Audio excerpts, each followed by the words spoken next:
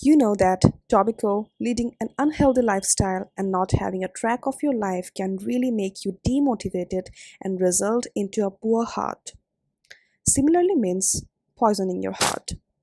But there are some other points which we barely know or wouldn't have ever thought about that this can actually poison our heart too. So today in this video we are going to know 4 actual bad habits that helps us in poisoning our heart. But before that, make sure you are following me on my social media accounts and link to those are given in the description. So, starting with the first point, which is talking in vain.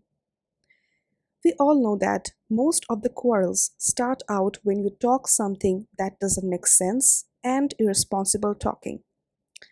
Our last Prophet Muhammad sallallahu alaihi wasallam and the best man of all the time of the world suggested all his followers that we need to keep our tongues under control and avoid gainless conversation and routine chats. And this is true in this generation, isn't it? Don't we get hurt when we hear something that we don't deserve, or we feel like people teased us? Or don't we feel bored when people continuously blabber besides us, where in reality we don't want to hear at all? It is mentioned in the Bukhari hadith that whoever undertakes to guard his tongue and his private parts, I take for him the responsibility of paradise. If we actually talk needless things, then we won't be only hurting ourselves, but also we will build kind of negative relationship with the person we are talking to, and ultimately that person will not talk to us in the future. Do you know that useless talks can kill your productivity too? The Productive Muslim Company mentioned in one article that people accomplish so much in their day is because they don't spend time on talking vain. It is mentioned in the Holy Quran, chapter 23, verse 1 to 3 that certainly will the believers have succeeded, they who are during their prayer humbly submissive and they who turn away from ill speech. The next point is about eating more than needed. Let's first talk about the scientific basis of eating more than you need. It's mentioned in one article of the University of Texas MD Anderson Cancer Center that when you eat, your body uses some of the calories you consume for energy. The rest are stored as fat. Consuming more calories than you burn may cause you to become overweight or obese. Moreover, overeating can result into heartburn because esophagus is filled with extra acid coming from the stomach. The heart beats extra because your metabolism increases to digest those extra food, and your liver and pancreas works harder to secrete extra hormones and enzymes to break down food. Overeating can also hamper your circadian cycle, which controls your sleep and hunger hormone level to rise and fall throughout the day. Let's understand now in Islamic basis. Our beloved Prophet Muhammad ate twice a day, morning and evening, and that he left the table before he was full up. Ibn Sina says, all the illnesses are because of what is eaten or drunk. That's true. Ghazali, an Islamic scholar, comments, the most grievous calamity is the lust of the stomach. And this thing, Hazrat Adam salam and Hawa salam, or known as Eve, left paradise because of eating. And if you are eating excessively right now while watching this video, then do stop before you get more than full. So, the next point is about uncontrolled glances. This video will become quite longer if I start explaining why is it harmful for you if you look at a non-mahram more than once. The first time it might be by mistake. The second time or more than that, it will come from shaitan itself.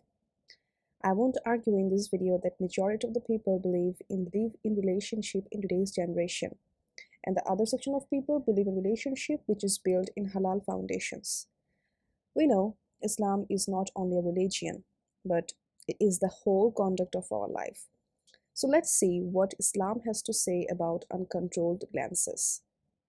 About the modesty issue in Islam, it is written in the Holy Quran, chapter 24, verse 30 to 31, that about men it was, tell the believing man to lower their gaze and to be mindful about their chastity.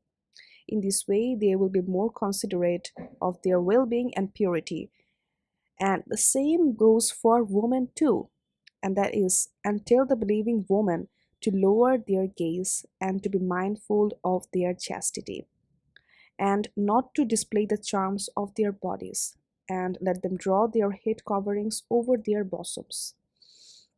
Moreover, it is written that both man and woman should not display their charms other than their father, husband, or mother, grandmother, and other mahrams as mentioned here. You can also find a mahram chart and check this out. In this article published by the Express Tribune, it was also correctly translated by Dr. Fatih Usman about the things that were written in the Quran. Now, what will happen if a non-mahram man and woman look at each other? It's pretty normal, right, that one person will feel attracted towards an opposite gender. But it's only allowed when man and woman are in a relationship of marriage. Everything with him or her is halal then, or if they are in a process of getting married. But if they are not married, looking into each other regularly will give shaitan a chance to develop desires which will not be halal at all. For that reason, it is told to control glances for both man and woman before there is any starting of a halal relationship. The next point is about bad companionship. Well, I have a whole video on some of the toxic friends which you should stay away from. You can check this out, click on the button above to watch. Now, how can you understand who is a toxic company of yours? And later on, we will discuss why toxic friendship is harmful for you. You can understand them as a person who puts you down always in the public, a person who gossips about you behind your back, a person who makes you feel nervous and not safe, a person who compares you with other people. And at the end of the day, you will feel lonely. You will start comparing yourself with others. Your stress will increase. You cannot stand out in public because your self confidence has vanished, and etc. Now, why these toxic companies are harmful for you? According to Mayo Clinic, in an article they mentioned that friendships have a major impact on your health and well being. So you must try to nurture your friendships because it can boost your happiness and reduce your stress. Yes, there are some friends of yours who might be toxic, but here are some points mentioned by Psychology Today. Those will help you to neutralize a toxic friendship. First of all, try to refrain from telling anything personal to that person. Be diplomatic. If you don't want to talk to that person, then just simply make a fake scenario that you are busy right now and will call that person later.